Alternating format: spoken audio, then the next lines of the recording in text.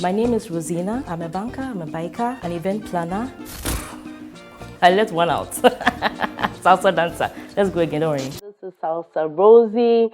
And the other time I had a fantastic session with Helena and I just had to bring her back. So Helena, like I said, Helena Kote Papefio is not only a long time schoolmate of mine, over 2 decades, probably 3 decades. Yeah, we can flirt with that. I don't want to expose that. We shouldn't, eh? Okay, so let's make it 1 decade to satisfy ourselves. Anyways, that's just by the way. And she's also a licensed counseling psychologist with Center for Psychological Services and Professional Development, CyPro. The details are displayed on the screen. And she's come to help us delve into another topic that's very passionate on my heart. I've done something small, pretty red flags, but hey, the professional is here. We're going to tackle red flags in relationships. What to look out for when you enter into a relationship. So, Helena, are we ready? Yes. Should we just jump right into it? Exactly. Okay, so, when we are dating, we are looking for love, looking for a man, looking for a woman. Sometimes desperation gets us to sort of like accept anything and everything that comes with it. Exactly. And then only for us to wake up one morning, smell the coffee, and realize that we shouldn't have gone into this. Yes. And so some of these red flags. Yes. Some we see them, but we don't want to see them. Exactly. We sort of turn a blind eye to see them, but we ignore them. We ignore them. Think that it's nothing. We can work around it. Okay. Yeah. But then it gets to us at some point in time in the relationship. If okay. It's a marriage relationship or whatever. It gets to us. It brings its ugly. It rests its ugly head somewhere along the relationship or the marriage. And so no, we've made a mistake. We shouldn't have gotten into this. Okay. Yes. So what's your first red flag? Yes.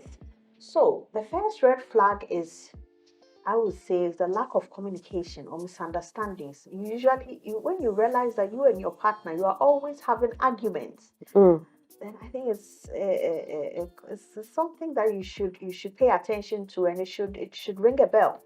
It's like I live in a flat, and there's a couple that lives just in the next flat next to mine, and I realized that sometimes when they talk, there's an overhead. And I realized that I never heard them fight before, and I think that they have misunderstanding, but it's not that frequent. And they've been living together, cohabiting for a while, and they are taking the next step to getting married, and that's a healthy relationship because they have misunderstanding, but it's not frequent. But when you realize that you have frequent misunderstandings, there's lack of communication. That's a big red flag. So you just can't seem to discuss issues. Yes, exactly. You can't talk to each other without arguing. Everything is turns into some sort of argument. You can't talk to some people say, I can't talk to him. I can't talk to her. She always gets angry, or it turns out she explodes whenever I try to bring up issues. That's a red flag. Okay. That you should consider. Okay. Yes. All right, so red flag number 2. Yeah, red flag number 2. Your partner must be supportive of your goals. Let me use myself as a personal example. Okay. I met a guy at some point in my life. So he decided that weekend to come and visit me at home. I used to live with my parents at that time. So he came home, and when he came home, he saw my parents. He felt that was a plus for him. He'd won some points. But as I began talking to him, he asked me what I'm into. Do I work? And at that time, I was doing my master's in counseling. And he said, what's counseling? You can either do something, stop the master's and do something else. Maybe find something else to do. They tried downplaying. Exactly. And this studying psychology was my passion. So I realized that no, this is something that is not going to work at some point in time. So I just cut it off at that point. Another time in my life, I dated a guy. He pretended to like my dreams. But as we started dating, I got certain comments. Sometimes if I'm going to work or if I bring something up about psychology, he downplays it. And it's not, it's played a part in us drifting away, because I felt that this is what I'm going to be doing. And if your partner is not in support of your dreams or Exactly. your goals in life, then it's a red flag, because it's going to cause some form of conflict, because it's not in agreement with you. And that's why some women have even ended up throwing away their dreams and towing certain lines. And at the end, they might realize that they have made a mistake. And they Very true. They may not be happy. That's the thing. Yes. So that's also another red flag. Okay. You see, a man or a woman who doesn't support your goals, your aspirations, if you're not careful, they can just stifle you, they'll suffocate you into dormancy and to lead into depression later in life. So I think it's very salient that whatever you do, somebody who loves you should love you alongside what you do. So for us, it's not a crime. It's not illegal. Exactly. I think it's important that your partner supports you in every venture. Exactly. Yeah. Okay, so what's the third red flag? What are we looking at? Red flag we should look out for is somebody, like, if your partner, it may be the lady or the gentleman, it's not necessarily meant for one gender. Any of them is probably too controlling. You see, or manipulative. The person wants to sort of monitor your every move. Somebody said, for instance, you may have a partner on campus, maybe whilst you are in the university, and your partner will tell you that you should tell her whenever you are going for lectures. So sometimes you need to report wherever you're going. You need to report to your partner. So even if you are going for lectures, you call your partner, "Hello, babe, I'm going for lectures now." And he would ask you, "What time are you coming back?" And you have to give that the time you are coming back. Even what you are supposed to eat, the person wants to monitor you, and it's controlling, and it's a little toxic. So I think this is also a red flag you should look out for. You see, it's, yes, in our African setting and in the Christian setting, women are supposed to be submissive, or men are supposed to be like they're supposed to respect their wives. But the fact that you are in a relationship or you are married doesn't mean that the person you should monitor. There should be some, though you are together, there should be some form of freedom. Let's say it's not a military ground. Exactly. You see, so the person shouldn't be too controlling or manipulative of your every move, because before they met you, you had a life, you were existing, so they shouldn't like put you in a box, sort of. So if it is too much, then I think it's a red flag. Yes. The next one we have to look out for is somebody who is too possessive or jealous. You see, a colleague of mine one day made a flying comment that you need to heal before you enter into a relationship. You see, maybe your previous relationship, the person was not trustworthy, but you have to deal with that before you enter into another relationship. Let's say you've gotten into another one, and then you feel like your guy has to, or your husband, if it's a marriage relationship, your husband has to tell you whoever he's talking to, you need to monitor his phone, who he speaks to, or your girlfriend, you need to know who she's been chatting with and all that. You want to know everything that happens in her life. Yes, she can share certain things with you, but there must be some form of trust. So if the person is sort of like too possessive or too jealous, let's say your wife may be very good looking, like Madame Rosie is. And so she can't help it. But guys, sort of, if she goes to work, she can't say she's not going to talk to guys. Maybe Or she's not going to show her face. Exactly. Definitely, she would have male colleagues call her sometimes at home, or when she goes to work, she might definitely interact with other men. Other men may come at her. It's no fault of hers that she's pretty. But some men, if the man is so possessive, tells you that when you go to work, this guy is a threat.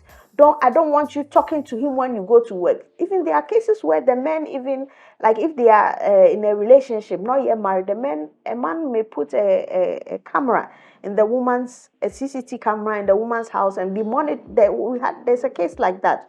We will be monitoring whatever the girl does. Wow. The home, and the girl didn't know. So whenever she steps out of the house, he checks the camera, he checks the computer screen, he knows she's not at home. He would call her, "Where are you?" And it's sort of stifling. It's But do we have some amounts of jealousy that is good? There should be some. You should feel some, not too much. Yes, but a reasonable amount of jealousy. Yes, but if it is too much, then it means there's an issue of trust. You Okay. see, when it escalates. Definitely, let's say if it is Valentine's Day and your husband gets your receptionist a present and doesn't get you his wife a present, that is and you get jealous, that is a Valid. valid reason to get jealous. Okay. But if it's something trivial, maybe you laugh at somebody's jokes. Definitely, maybe you laugh at your husband's jokes, but maybe you say you were laughing too much. You laughed ha ha ha 3 times, but he laughed only twice. That is, you see, like it doesn't make sense. And when the jealousy is too much, it's all boils down from an issue of trust, whereby you don't trust your partner. So in everything you escalate, you make it escalate. Okay. You see it as something that is so huge, a huge problem, which is that there might be no problem in the first place. Okay. But because you have an issue of trust with your partner, you feel jealous over everything. Everything. Okay. Yes. Now, because of time, let's do the last red flag. The issue of trust. You see, if at the beginning of the relationship trust is broken, it makes it difficult for the relationship to progress. You should make your partner trust you. It's both ways. So at the beginning of the relationship, you should put your cards on the table. Let the person know who you are, what you do. So if at the beginning of the relationship, at the very few months or maybe the first year, in 1 year is even too long, but maybe the first month or 2 months, and the person starts lying to you, and he's broken, and you find out that he lied to you, and trust is broken, that's also a red flag that we should also look out for. If the person doesn't always tells lies, especially at the beginning of the relationship, it is a red flag, because trust is what bonds every relationship.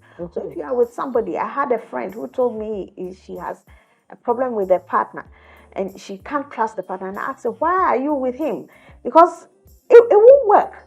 Even if you get married, that's why sometimes we have people dating for like 10 years and they get married, and then within the next 6 months they want out of the marriage. Because maybe there was the issue of trust that was broken throughout, but they prolonged the relationship, maybe for fear of not meeting somebody, or it could be anything. So once they got married, that's trust issue reared its head, glaring loud. And so they realized that, no, I think I can't deal with this anymore. So they had to go separate ways. Wow. Yes. So the issue of trust, because trust is what binds every relationship, not even a romantic relationship. Even if you are employed at work, they expect that they have rules and regulations. And if you flout some of the rules, they find it difficult to trust you. Exactly. So that's why when you are on probation, wherever you go, wherever you work, they put you on probation. So they look out for these things. If you break trust, they might find it difficult continuing with you. Exactly. So same applies to even with work. Sometimes what you even do out of office hours tells a lot on you, whether the company really wants to deal with you or not. So trust is really important here. So thank you once again, Helena. Now my final comments, really. There are red flags in a relationship. Helena has touched on very salient ones. First and foremost, you need to be able to communicate with your partner. If you can't communicate with your partner, you can't talk, you can't share jokes, you can't tell your partner what you like, what you don't like, you can't discuss issues. It is a red flag. If you have a partner that is not supportive of you, it is a red flag, because as partners, you're not just here to just enjoy the person, but you're also there to also help the person grow. You're there to show support for the person, to ensure that the person, can be who they want to be, or can realize their passions. Thirdly, okay, when you have a partner that is controlling, that wants to know your every move, wherever you go, what you do, what you don't do, it is also a red flag. Fourth, if you have a partner who is jealous, cannot stand what you do, especially with the opposite sex, no matter how trivial it is, no matter how small it is, but they are just jealous, especially for no reasons. There are certain amounts of jealousy that is valid, because, listen, as the partner, you expect certain things from your partner. Those things need to be done. But when those things are not done and you see your partner doing for other people, it is a just cause to be jealous. But if you have your pound of flesh, why are you jealous?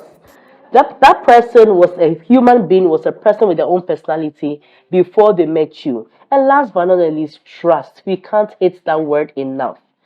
Trust is that element that makes you know what your partner can or cannot do, even in your absence. So if you trust your partner, trust me, a lot of things can go. But when there's no trust, even the whitest of steps can look very, very red. So it's important that you trust your partner in everything that you do. All right, so Helena, thank you Yes. so much. Thank you too Yes, for having Helena me. is a licensed counseling psychologist with Cypro. The numbers are displayed on the screen.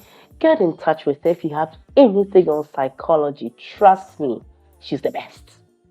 She is the best. All right, so thank you once again. Thank you too for having me. Yeah, so next episode. Yes. Ah, she said yes. You're gonna have her again. All right, once again, it's a wrap, and this has been your girl Salsa Rosie. Thank you for watching. Bye. Bye. If you do like this, don't forget to subscribe, turn on your notification button so that you can get more of this content every week. Thank you. Or every day, whatever. Is it okay?